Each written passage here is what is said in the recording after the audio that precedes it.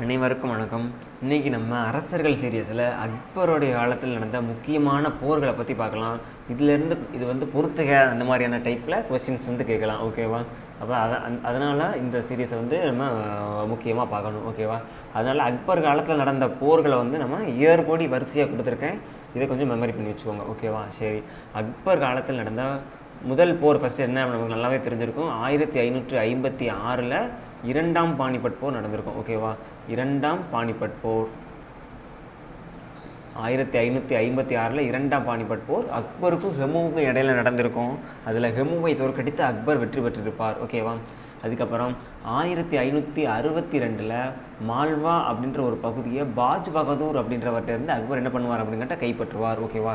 இது வந்து ரொம்ப முக்கியமானது. யாரிடமிருந்து கைப்பற்றுவார் அப்படிங்கிறதையும் தெரிஞ்சுக்கணும், எந்த பகுதி அப்படிங்கிறதையும் தெரிஞ்சுக்கணும். ஓகேவா?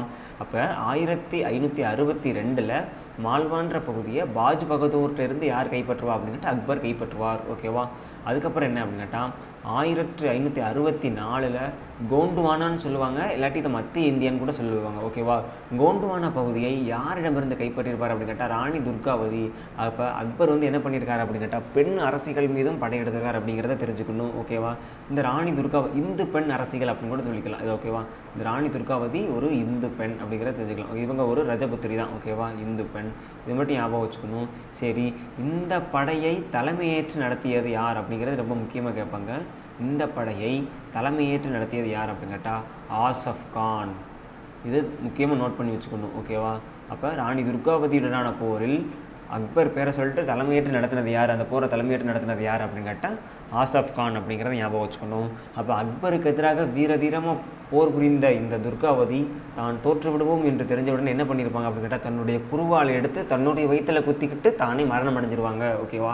எதிரிகளின் கைகளில் அகப்படவில்லை அப்படிங்கிறதையும் தெரிஞ்சு வச்சுக்கோங்க. ஓகேவா?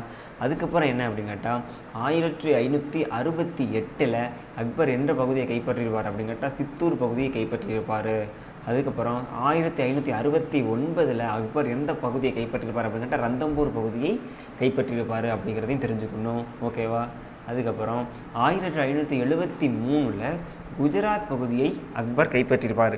யாரிடமிருந்து அப்படின்னு கேட்டால் இந்த முசாஃபர் ஷா அப்படின்றவர்கிட்ட இருந்து எந்த பகுதியை கைப்பற்றியிருக்கார் அப்படின்னு கேட்டால் குஜராத் பகுதியை கைப்பற்றினார் அப்படிங்கிறத தெரிஞ்சுக்கோங்க. ஓகேவா?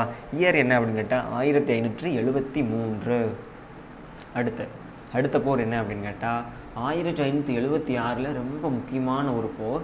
என்ன போர் அப்படின்னு கேட்டால் ஹால்டிகேட் போர். ஹால்டிகேட் போரில் யாருக்கும் நடக்கும் அப்படின்னு கேட்டால் அக்பருக்கும் ராணா பிரதாப் சிங்குக்கும் நடக்கும். இந்த போரில் யார் ஜெயிப்பா அப்படின்னு கேட்டால் அக்பர் தான் ஜெயிப்பார் அப்படிங்கிறதையும் தெரிஞ்சுக்கணும். ஓகேவா? அப்போ ஹால்டிகேட் போரை தலைமையேற்று நடத்தினது யார் அப்படிங்கிறதையும் தெரிஞ்சுக்கணும். ஹால்டிகேட் போரை தலைமையேற்று நடத்தினது அக்பரின் ரஜபுத்திர படைத்தளபதியாக இருந்த மான்சிங். ஓகேவா? அக்பரின் ரஜபுத்திர தளபதியாக இருந்த மான்சிங் தான் என்ன பண்ணுவார் அப்படின்னு கேட்டால் இந்த ஹால்டிகேட் போரை தலைமையேற்று நடத்துவார். ஹால்டிகேட் போருக்கான வருடம் எப்போ 1576 அப்படிங்கிறதையும் நோட் பண்ணி வச்சுக்கோங்க. இது ரொம்ப முக்கியமானது. ஓகேவா? அதுக்கப்புறம் அக்பர் 1586 காஷ்மீரை கைப்பற்றியிருப்பார். 1591 சிந்து மற்றும் கண்டேஷ் அப்படின்னு சொல்லிட்டு 2 பகுதிகளை ஒரே ஒரு இடத்துல கைப்பற்றியிருப்பார். 1596 ஃபீடார் பகுதியை சன்பிவியிடமிருந்து கைப்பற்றியிருப்பார் அப்படிங்கிறத தெரிஞ்சுக்கணும். ரொம்ப முக்கியமானது. அக்பருடைய கொள்கையில் வந்து ஆண் பெண் என்ற எதுவுமே கிடையாது. யாராக இருந்தாலும் நாட்டை விரைவுபடுத்திட்டு போகணும் தான். அதனால தான் அவர் என்ன பண்ணியிருக்காரு, பெண்கள் மீதும் படையெடுத்திருக்காரு, பெண் அரசிகள் மீதும் படையெடுத்திருக்காரு அப்படிங்கிறத ஞாபகம் வச்சுக்கோங்க. ஓகேவா? இதெல்லாம் அக்பருடைய போர்கள் ரொம்ப முக்கியமாக கேட்பாங்க. ஒன்று இயர் வைஸ் பொறுத்துகளை கேட்கலாம், இல்லாட்டி எந்த பகுதியை யாரிடமிருந்து கைப்பற்றினார் அப்படிங்கிறதையும் பொறுத்துகளை கேட்கலாம். நோட் பண்ணி வச்சுக்கோங்க. ஓகேவா? சரி, அதுக்கப்புறம் அக்பர் ரஜபுத்திரர்களுடன் கொண்ட உறவுகள் என்ன அப்படின்னு கேட்டால் அக்பர் ரஜபுத்திரர்களுடன் சுமூகமான உறவுகளை தான் கொண்டிருக்காரு. அவங்களோட அதிகமாக அவ்வளோவா போர் புரியல. அவரை எதிர்க்கிற ரஜபுத்திரர்கள்ட்ட என்ன பண்ணியிருக்காரு அப்படின்னு கேட்டால் போர் தான் புரிஞ்சிருக்காரு. அவங்களுக்கு திருமணம் பண்ணி கொடுத்த ரஜபுத்திரர்களுடைய சுமூகமான உறவு தான் மேம்படுத்தியிருக்காரு. ஓகேவா? அக்பருடைய மனைவி அந்த ஜோதாபாயோடைய அப்பா யார் அப்படின்னு கேட்டால் இந்த ஃபார்மல் அப்படிங்கிறது. ஃபார்மலுக்கு அக்பர் என்ன போஸ்ட் கொடுத்துருந்தார் அப்படின்னு கேட்டால் மந்திரி போஸ்ட் கொடுத்துருந்தார். அவருடைய அவையில் இந்த ஃபார்மல் என்னவாக இருந்திருந்தார் அப்படின்னு கேட்டால் ஒரு மந்திரியாக இருந்தார் அப்படிங்கிறதையும் நோட் பண்ணி வச்சுக்கோங்க. ஓகேவா?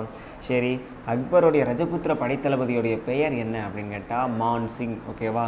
அக்பருடைய ரஜபுத்திர படைத்தளபதியோட பெயர் என்ன அப்படின்னு கேட்டால் மான்சிங் அப்படிங்கிறதையும் தெரிஞ்சுக்கணும். ஓகேவா? அதுக்கு இவர் தான் என்ன பண்ணியிருப்பார் அப்படின்னு கேட்டால் அப்போதை பார்த்தோம்னா கால்டிகேட் போகிற தலைமையேற்று நடத்துகிற மாதிரி யார் அப்படின்னு கேட்டால் இந்த மான்சிங் அப்படிங்கிறதையும் தெரிஞ்சுக்கணும். ஓகேவா? அதுக்கப்புறம் ராஜா தோடர்மால் அப்படிங்கிறவர் யார் அப்படின்னு கேட்டால் அக்பரின் வருவாய்த்துறை அதிகாரியாக இருந்தார். ஓகேவா? இவர் யார் அப்படின்னு கேட்டால் இவரும் ஒரு ரஜபுத்திரர் தான். ராஜா தோடர்மால் யார் அப்படின்னு கேட்டால் அக்பரின் வருவாய்த்துறை அதிகாரி. இவங்க வருவாய்த்துறையில் யாரை ஃபாலோ பண்ணியிருப்பாங்க? ப்ரீவியஸ் இயர் வீடியோவில் கூட பார்த்துருப்போம், ஷெர்ஷாவை ஃபாலோ பண்ணியிருப்பாங்க.